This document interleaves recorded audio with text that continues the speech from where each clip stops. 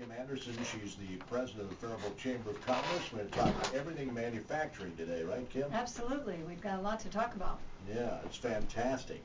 It is. Manufacturing is actually a fundamental building block of the economy, and so there's a lot to talk about the importance of that and how we as a chamber and many other organizations in the community are kind of pulling together to help educate not only the community at large, but students specifically about careers in manufacturing. I'm sure it's no surprise to you that many employers are looking for good people. And the mindset that a lot of families have, moms and dads and kids too, is, oh, I don't know about those manufacturing careers because they might not be lucrative, or they might be layoffs, or they might be dirty, dusty, smoky, whatever. Couldn't be further from the truth. It's just a high-tech, high-energy, fast-growing field, and people can make very good livings and live the kind of life they want as well. So we are very eager to be telling kids more about that and sharing with your listeners a little bit more about our Manufacturing Week activities. Which, of course, tomorrow is Made in Faribault Day. It is, and it starts out with the chair of our board of directors, Rod Gramsey, who represents one of our stellar manufacturing companies, MRG Tool and Die. He's the chair of our chamber board as well, and he and Mayor John Jasinski will be giving out certificates of appreciation to the manufacturers at our luncheon, thanking them for the way that they contribute to our economy.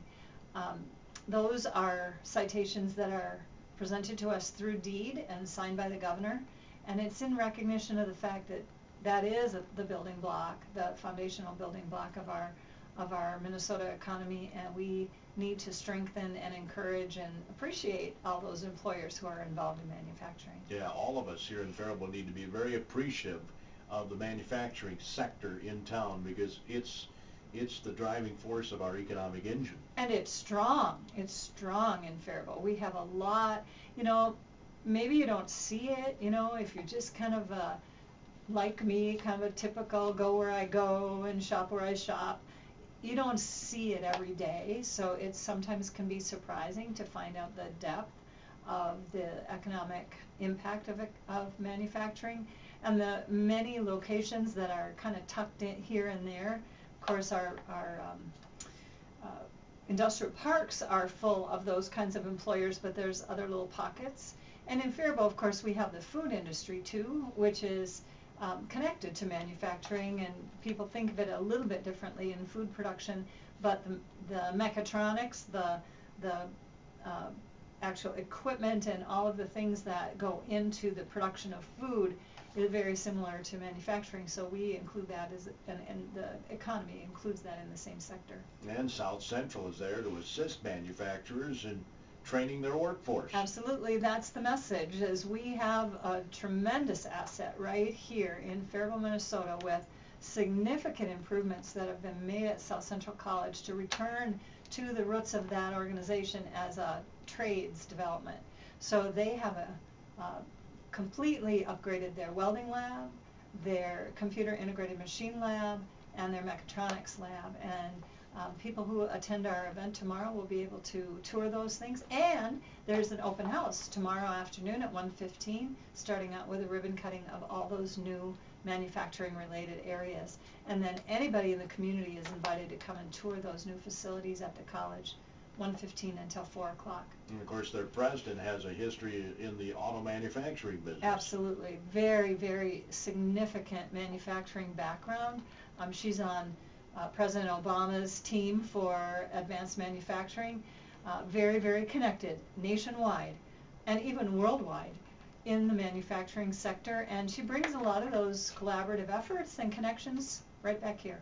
Yeah, another great asset here in Faribault. We're going to talk more about manufacturing here and why it's important for all of us to embrace it when AM Minnesota continues. Right now, let's get that opening market report. Service of your KDHL Agri Boosters, including Ag Power Enterprises, your John Deere dealer. They have locations in Owatonna, Hollandale, Belle Plaine, Osage, and Northwood, Iowa, and Northland Buildings.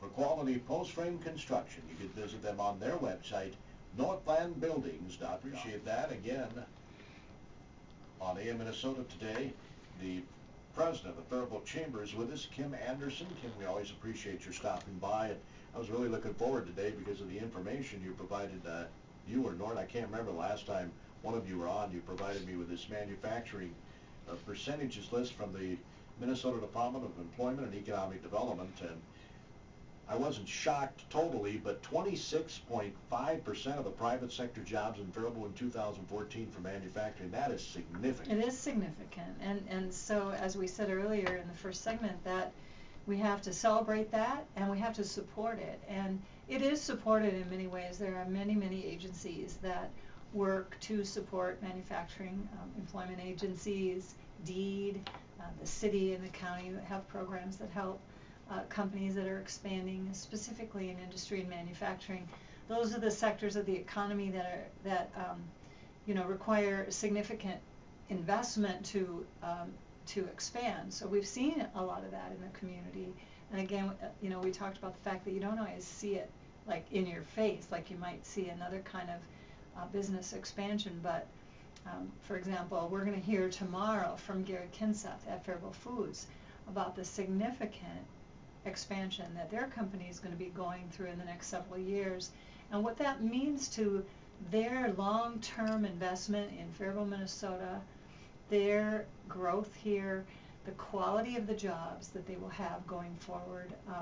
It's just an amazing, significant thing. I think our mayor said it was probably the most impactful economic development project in our lifetime. So great opportunity tomorrow to hear from Gary about what their company has planned for Faribault Foods.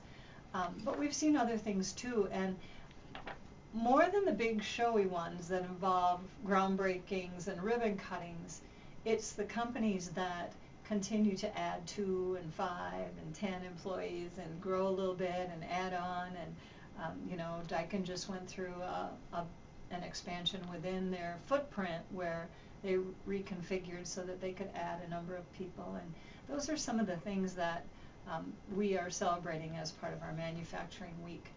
And it is a statewide effort to promote manufacturing during this time.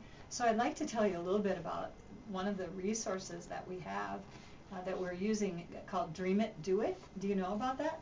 Tell me about it. Have you heard about it? Dream It, Do It is a manufacturing career recruitment strategy that was started in 2005 by a number of manufacturing agencies, like I want to make sure I say it right, but like the Manufacturing Institute and the Machine Tool Association, and a number of different agencies that recognized, first of all, that their employees are aging, and that all of that brain power was going to be retiring soon, and they had to find a way to fill that gap with younger people who would be interested in manufacturing. And it used to be, we've talked about this before, but it used to be that people had that aptitude. They were under the hoods of their cars, or they were doing, fixing machinery on the farm, or they were involved in that kind of hands-on work at their homes, and less of that takes place now. So we have to educate people about the exciting opportunities, and this Dream It, Do It project is really interesting. Minnesota is one of 33 states that participate in this Dream It, Do It activity, and the idea of it is to engage students and parents, educators and manufacturers in providing information to inspire and build a pipeline of youth who understand, first of all, what is manufacturing and what are the skills and education needed to prepare for careers in manufacturing. And again, a lot of times people think, well, I'm going to be standing there assembling widgets and it's going to be boring. Not. I mean, it's very high tech, and there's so much career advancement opportunity, and you got to think about the fact that every manufacturing facility has their R&D, and they have their human resources, and they have their management people and their management IT support people and IT people. Yep. So working in manufacturing, having an understanding of that sector, which is so huge in our economy, opens up a door for a great career path for people. Dream It, Do It has a Minnesota office, and they have been so helpful to us.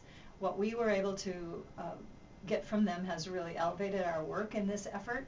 So we were able to provide to teachers a tutorial about helping them know about manufacturing so they could prepare students to go on these tours. And it also provides them with material that they can use to follow up and help students know more about the next steps that they can better understand. There's also a video and a workbook for the manufacturers, because just like here at the radio station, you know, if I brought a group of kids in here, you could baffle them really quick with all the technology and all the terminology that's about the industry. But how do you, when you know it so well, how do you simplify it and make it exciting and inspiring for kids? And so the workbook and toolbook that we got from Dream It, Do It is helping the manufacturers prepare for a tour that will really reach the students and not just like, I don't know what they were talking about, you know, that kind of You don't want to wow them, you want to... Well, and you don't want to give them a bunch of technology babble that they don't get. You know, Right. you want to help them see the cool factor, so that they might want to explore it a little further. So that was another help. And then financially, the cost of bringing 100 students to the college, having them tour the college, having them have a lunch where they learn more about, where they hear some speakers and tell about the manufacturing, and then get on buses and go to tour some specific manufacturing locations. There's a price tag to that, and Dream It, Do It provided us with a grant that allows us to at least reduce the costs that we have on providing that to the kids. So tomorrow we have 100 high school students coming over, and they're going to get the tour of the college and understand the college educational opportunities, which are vast. I mean, they can do a 9-week course, they can do a 2-year course. You know, there's so many things, and right now we're just talking about manufacturing, but we know there's a lot more to it at South Central College. And then they'll get on those buses and head to our businesses for their tours. So we should call out those names too and thank the businesses that are offering tours: Sage, TrueView, Mercury, MRG, and Daikin. And so different classrooms of students are going to different locations, and it's going to be an exciting day. And this has an international flavor too, you know, Daikin. Oh, absolutely. Sage. I mean, we're talking, I mean, the world's getting smaller all the time. Oh, These are global all of those companies have global. Yeah. global footprint. They have export. They have, I mean, there isn't really, I mean, really in today's world, you have to be in that global market. There isn't much of a local market for the kinds of things that Right. are being made. But it's, you know, I wish I was prepared today to talk about some of the things like that. That would be an interesting show sometime, to talk about the components that are made here that go into the different places around the world that people would be like, really? Yeah. I had no idea that, you know, MRG sends, you know, makes parts that are in, you know, Air Force planes, and, you know, there's just so many things that are really, really cool about what's made in Faribault. That are manufactured here. You're right. Fantastic. So we're 100 hoping kids. tomorrow to inspire some students to learn more about how to learn more about what it would take to be involved in a manufacturing type position. But we're also happy to be celebrating, as I mentioned, and honoring the industries that are in the community, and then sharing some good, solid information. We have Mark Schultz as a speaker. He is a workforce analyst for DEED, and he'll talk about the realities of the workforce. And I mean, there's some big hurdles there. Companies tell us all the time about the openings that they have that they can't fill, and the number of openings nationwide. 600,000 manufacturing jobs in the U.S. that are just waiting for somebody to apply and get to work. So that's a lot of jobs. And if you think about how that affects the productivity and the effectiveness of those companies, there's a lot of economic boost that we could have if we can move people toward those kinds of jobs. Boy, that's for sure. Just think of all the, people on unemployment. I mean, there's a percentage of people on unemployment that could be filling those jobs. There are, and yet really, if you think about unemployment, it's pretty low in Minnesota, and yes, it is. That's part of the point is every sector is going to be looking for people, and we're just trying to educate kids on this, but then if you talk to the healthcare community or you talk to other areas of the economy, you find that everybody's in the same boat. So I think it's a hopeful thing for young people today to be aware that wherever their interests lie or their capabilities lie, there will be great opportunity if they apply themselves.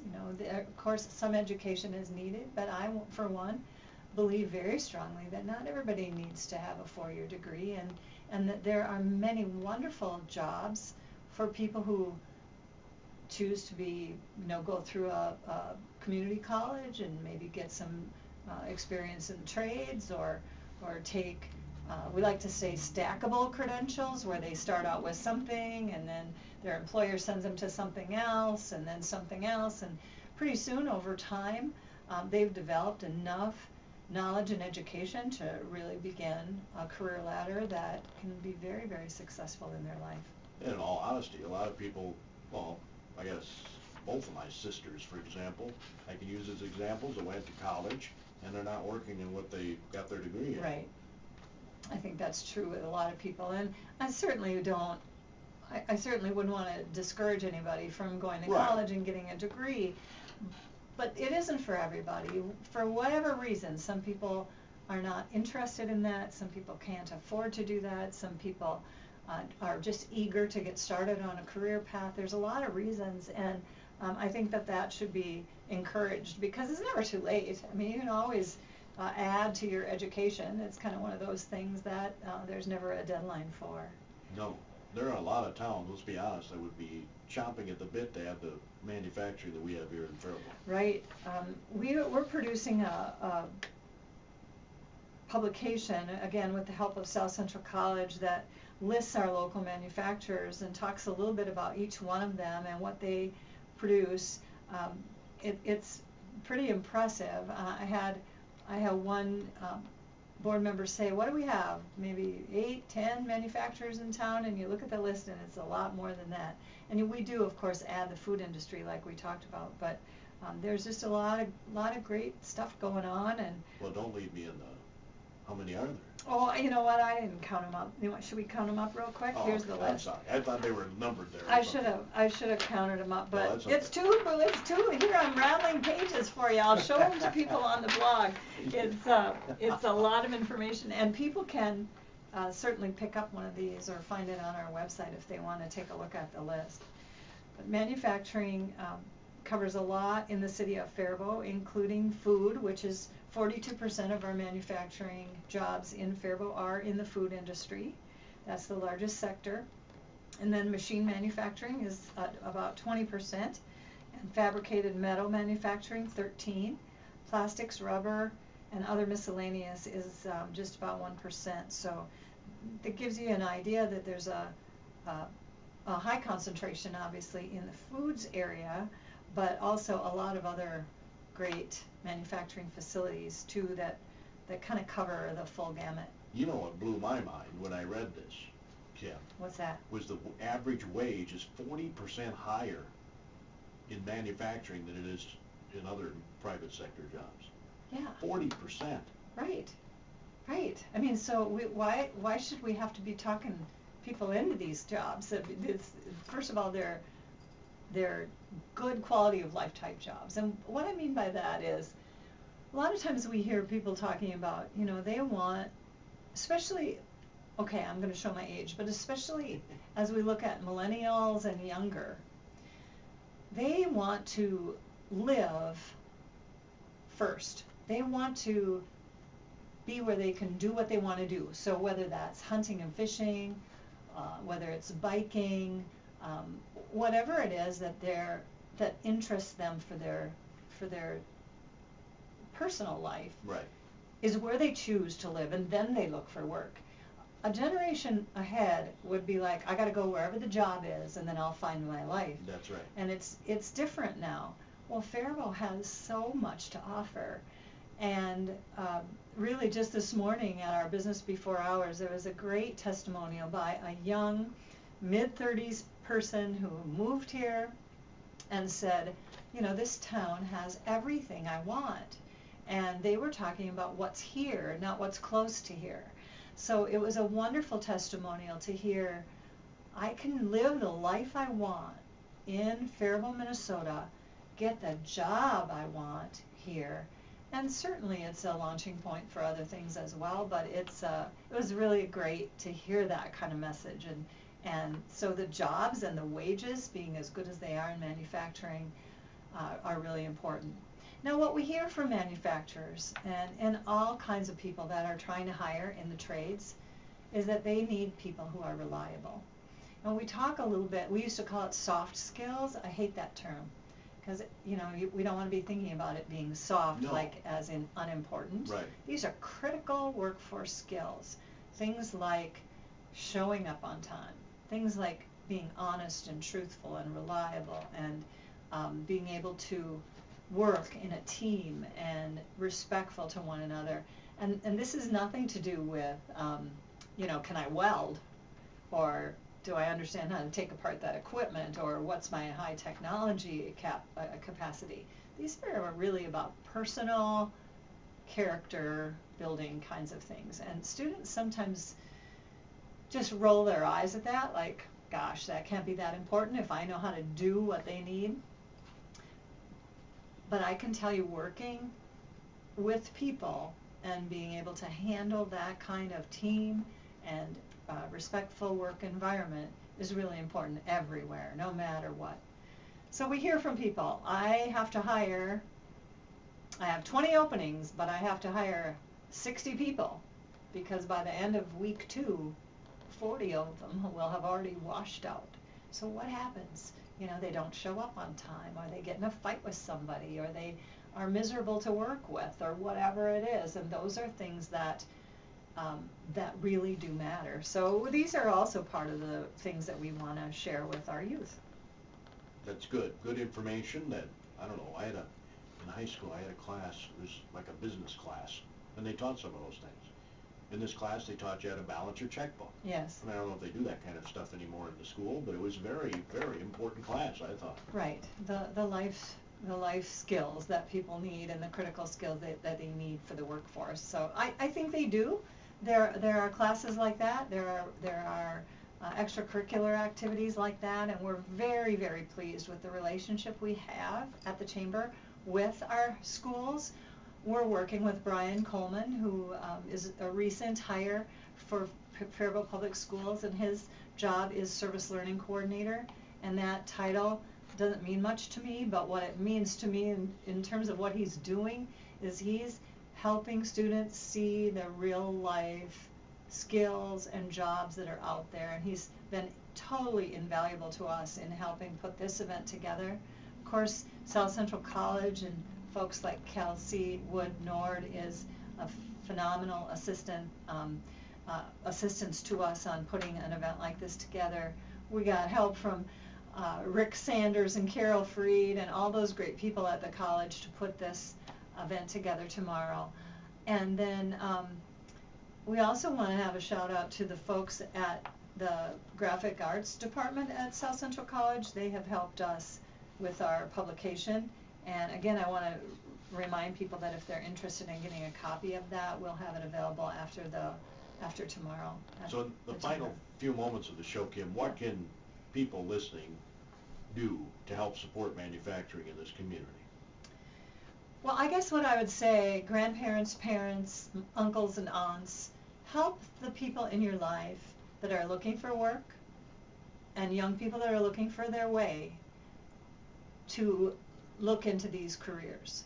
We talked about the fact that they pay very well, they're stable and secure, they're local, and they contribute in an amazing way to our local economy. They're high-tech, they're fun. I talk to manufacturers all the time that do wonderful things for their staff. Besides paying well, they do a lot of things to help individuals and families, and so that's what I'd say to the folks listening is, if you know somebody that's looking for work, point them in that direction. South Central College has a number of entry programs. For example, right now there's a program about trying to get women in manufacturing careers, and there's scholarship assistance for women if they're looking for that kind of career change. So if you know people that are trying to figure out what's next for me in my work, or maybe if they're high school or young college age students, point them toward manufacturing opportunities and have them take a look at what Faribault has to offer. All right. Thanks, Kim. Certainly appreciate it. Anything else you wanted to touch on in the final minute here? Well, I would say thanks again to a couple of our sponsors that help us put this event together, and they are Xcel Energy and Steel Waseca Cooperative Electric, always at the table to help promote this kind of work. Yeah, they understand the importance. They do. Everybody has to plug in to make those things happen. So more so they now are than ever. Very, very supportive of the work that we do in this kind of effort. The Chamber has a lot of programs regarding career development, so if there's somebody out there listening that would like to be involved in that, we'd love to hear from you. Fantastic. Again, the Chamber number is 334-4381. If you have any questions, you can always contact folks at the Chamber, 334-4381. Anything else coming up after this week? You get stuff all the time. Oh my gosh, all the time. Yeah, we're looking ahead to our Ag Biz Lunch, which is in November, and we've got Al Kleiss as the speaker. Oh. Everybody in agriculture knows that name, and it's yeah. Farrell Kleiss's brother, and we're going to have so much fun bragging about that in the next couple of weeks, so watch for that. That takes place 1 week before Thanksgiving. Fantastic. Yeah. Again, tomorrow, is this open to the general public? Well, the tickets are all sold out for the event. Cool. That's awesome. Yeah, it is. We're very pleased about that. Yeah, you should be. Fantastic. Awesome. Sold out, which I guess shouldn't surprise me. But it is good news. It's fantastic news. We always enjoy relaying good news. Tomorrow, I better get busy booking a show. Dusty Deans, Faribault Fire Chief, will be with us on Friday during this Fire Prevention Week. So we'll get some fire safety tips from Dusty on Friday. You're in tune to KDHL AM in Faribault, Minnesota.